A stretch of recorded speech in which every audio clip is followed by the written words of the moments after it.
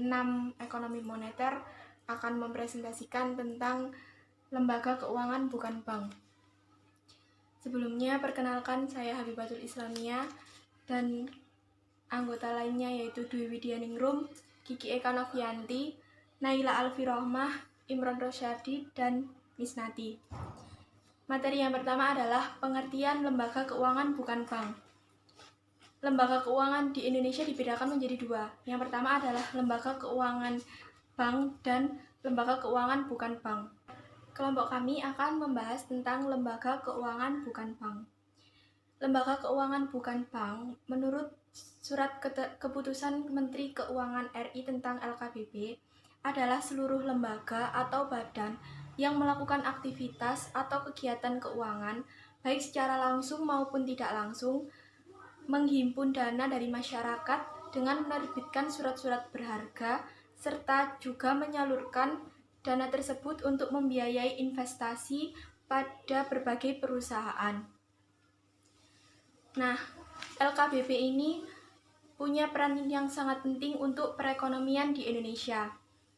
Dengan lembaga keuangan bukan bank tersebut, konsumsi domestik bergerak maju dan juga mendorong laju perekonomian di Indonesia. Kegiatan-kegiatan yang ada dalam lembaga keuangan bukan bank diantaranya adalah menghimpun dana dari masyarakat dan menerbitkannya dalam surat-surat berharga. Yang kedua, memberikan fasilitas kredit bagi perusahaan swasta serta pemerintah, baik fasilitas kredit dalam jangka pendek, jangka menengah, maupun jangka panjang. Kemudian, lembaga keuangan bukan bank juga berperan menjadi perantara bagi perusahaan di Indonesia dan juga menjadi badan hukum pemerintah di dalam pengadaan kredit di dalam maupun di luar negeri. Kemudian, lembaga keuangan bukan bank melaksanakan kegiatan dan aktivitas usaha lain di bidang keuangan atas persetujuan Menteri Keuangan Republik Indonesia. Di sini saya akan melanjutkan presentasi tentang lembaga keuangan bukan bank. Di sini saya akan membahas tentang tujuan dan fungsi daripada lembaga keuangan bukan bank itu sendiri. Di sini terdapat 5 fungsi dan tujuan dari lembaga keuangan bukan bank atau LKBP. Nah, yang pertama yaitu tentang menghimpun dana dari masyarakat dengan cara menerbitkan surat-surat berharga, lalu menyalurkan kembali ke dana tersebut kepada perusahaan-perusahaan yang membutuhkan. Di mana kita bisa mengambil contoh lembaga keuangan bukan bank yaitu tentang pasar modal, di mana pasar modal sendiri adalah lembaga keuangan bukan bank yang memperdagangkan surat-surat berharga seperti saham, obligasi, dan surat-surat berharga lainnya. Nah, di situ salah satu fungsi dari pasar modal sendiri yaitu sebagai sarana peningkatan produksi, di mana dengan tambahan produktivitas suatu perusahaan, maka akan jika perusahaan itu tadi mendapatkan modal, maka produktivitasnya akan meningkat. Jika perusahaan tadi produktivitasnya meningkat dengan tambahan modal, akan berdampak juga kepada pertumbuhan ekonomi suatu negara tersebut. Yang kedua ada menyediakan bantuan modal di dalam bentuk kredit bagi masyarakat yang membutuhkan. Di sini kita bisa mengambil contoh yaitu Pegadaian, di mana Pegadaian sendiri menyediakan pinjaman bagi masyarakat yang membutuhkan modal untuk mengembangkan usahanya atau untuk hal yang lain. Jika masyarakat itu sendiri memanfaatkan Pegadaian untuk membuka usaha, maka akan berdampak positif bagi pertumbuhan ekonomi suatu negara. Yang ketiga, membantu pemerintah dalam upaya pembangunan di berbagai bidang, khususnya bidang keuangan dan juga bidang ekonomi, di mana jika pemerintahan itu dapat bantuan daripada upaya pembangunan ekonomi yaitu dengan lembaga keuangan bukan bank seperti Koperasi Simpan Pinjam, Pegadaian, pasar modal, itu juga akan memberikan dampak positif terhadap pertumbuhan perekonomian negara. Yang keempat ada membantu menstimulasi membantu stimulasi penyertaan modal swasta dan memperluas sumber-sumber pembiayaan bagi kegiatan atau aktivitas usaha. Nah, yang kelima ada membantu mendorong pembangunan industri serta ekonomi dengan melalui pasar modal. Seperti contoh yang berawal tadi, di mana membantu mendorong pembangunan industri melalui pasar modal, dan pasar modal itu sendiri adalah lembaga keuangan bukan bank yang yang memperdagangkan surat-surat berharga. Jika itu tadi dapat berkembang dengan baik, maka perekonomian suatu negara dapat berjalan dengan baik dengan adanya lembaga keuangan bukan bank dan tujuan serta fungsi-fungsinya, maka pertumbuhan perekonomian suatu negara akan berjalan dengan baik. Terima kasih. Selanjutnya, jenis-jenis lembaga bukan bank. Yang pertama, koperasi simpan pinjam. Koperasi simpan pinjam sendiri merupakan lembaga keuangan bukan bank yang menghimpun dana dari semua anggota dan kemudian menyalurkan kembali ke semua anggota dan bukan anggota. Sumber pemasukan dari koperasi simpan pinjam sendiri berasal dari semua anggota dan pinjaman. Tujuan dari koperasi simpan pinjam sendiri untuk kesejahteraan semua anggota dan bukan anggota. Fungsi dari koperasi simpan pinjam sendiri, pertama, membangun dan mengembangkan potensi kemampuan ekonomi. Yang kedua, memperkokoh perekonomian rakyat. Yang ketiga, mengembangkan perekonomian nasional. Biasanya, koperasi simpan pinjam ada di lingkungan perkantoran, sekolah, ataupun komunitas. Koperasi simpan pinjam sendiri dengan bunga yang rendah. Untuk proses peminjaman di koperasi simpan pinjam sendiri juga relatif mudah tanpa jaminan apapun. Fungsi koperasi simpan pinjam: 1.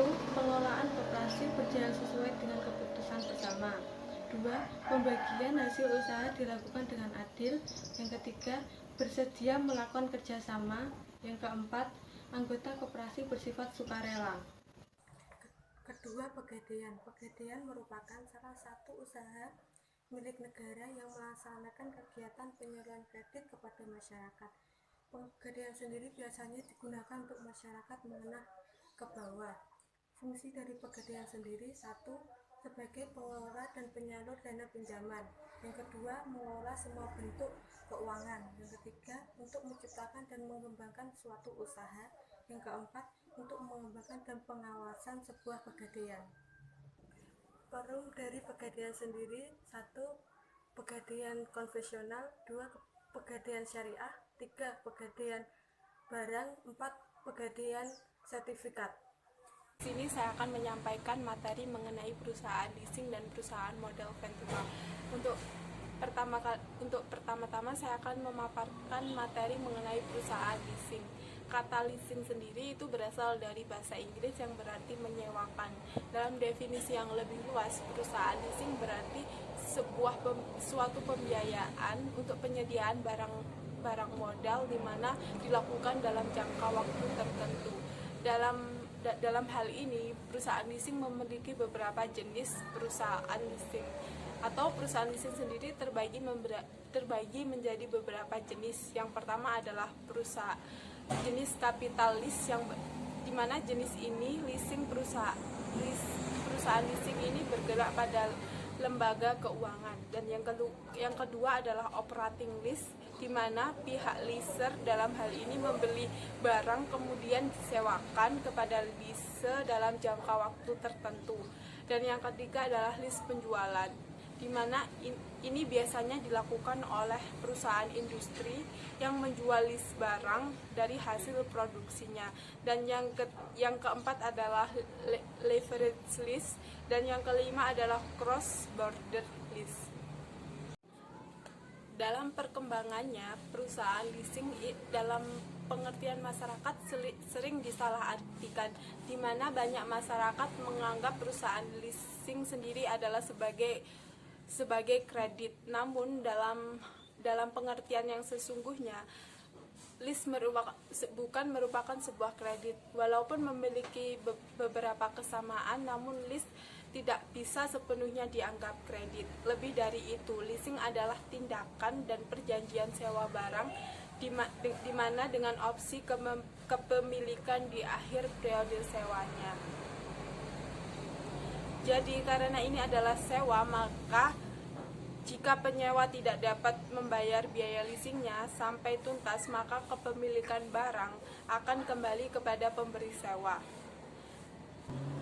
Dalam kesalahpahaman terhadap pemahaman sistem leasing sendiri mengakibatkan kesalahpahaman juga terhadap sistem pelaksanaan yang terjadi di Indonesia, di mana sistem leasing yang sebenarnya itu tidak mewajibkan seseorang atau penyewa membayar uang muka. Namun yang terjadi di Indonesia, apabila seseorang, terutama sistem leasing dalam pembayaran ke kendaraan bermotor, penyewa diwajibkan untuk membayar uang muka sebesar 25-30%. Ini jelas salah dan tidak mengikuti kaidah atau sistem leasing yang sebenarnya. Yang kedua adalah yang namanya sewa. Penyewa tidak dibebani dengan resiko kepemilikan seperti perawatan dan kerusakan fisik hingga pajak kendaraan.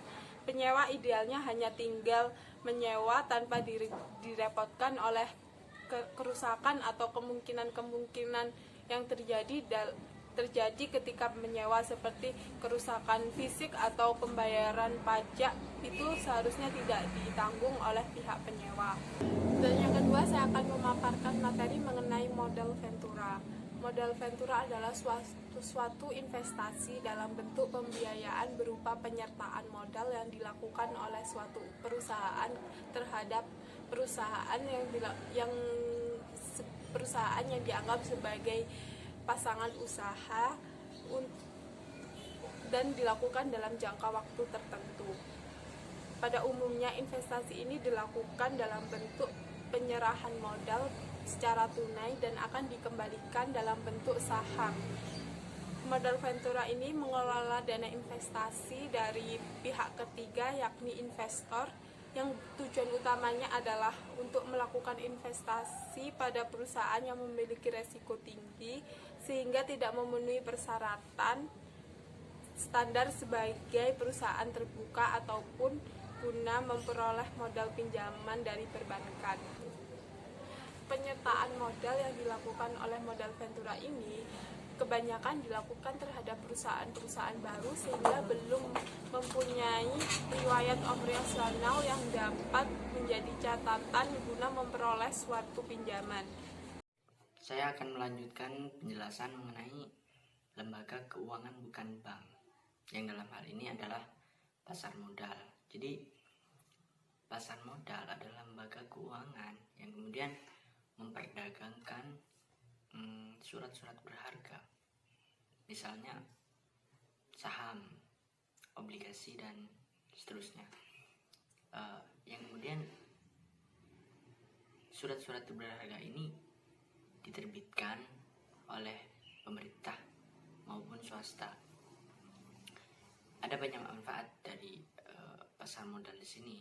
Yang pertama adalah menciptakan pasar yang secara terus-menerus bagi sekuritas. Jadi pasar yang ada dalam hal ini nilai permintaan dan penawaran mengenai surat-surat berharga itu berkelanjutan.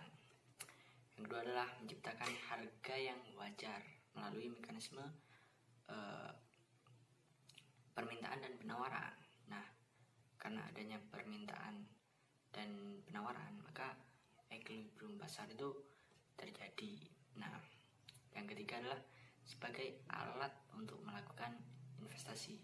Nah, kita tahu sendiri bahwa kemudian kita bisa membeli surat-surat berharga tersebut untuk kemudian dijadikan investasi untuk masa yang akan datang.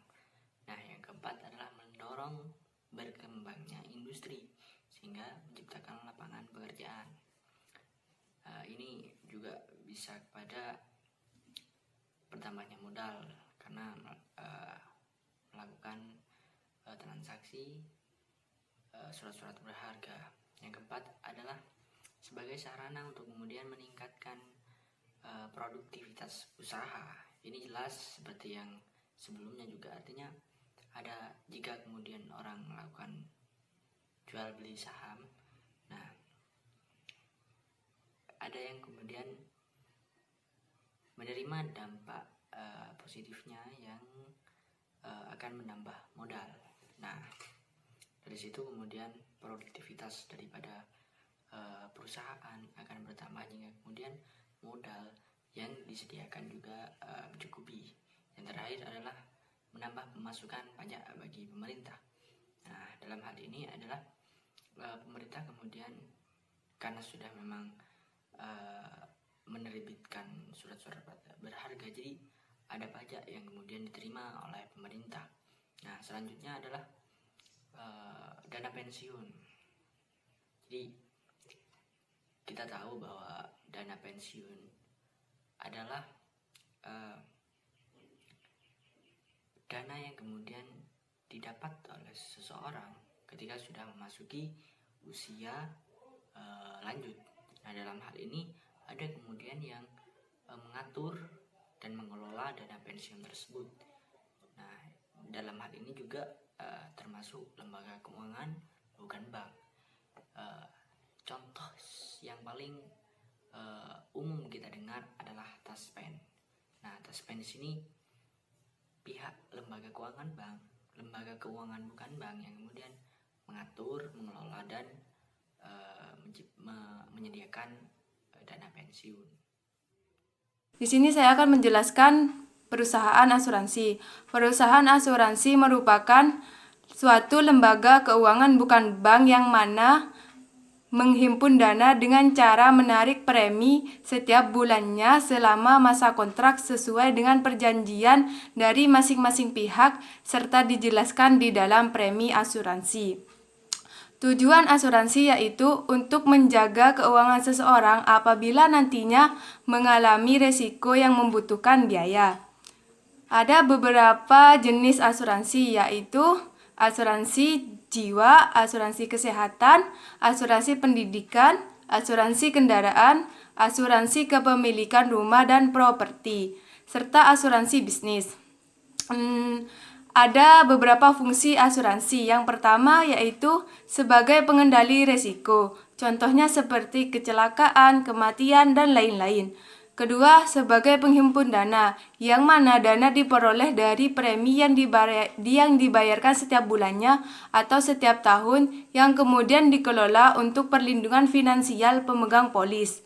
Yang ketiga, sebagai pengelola premi seimbang, yaitu ketika pemegang polis melakukan klaim, maka perusahaan asuransi harus mengeluarkan dana sesuai dengan risiko yang dihadapi oleh pemegang polis.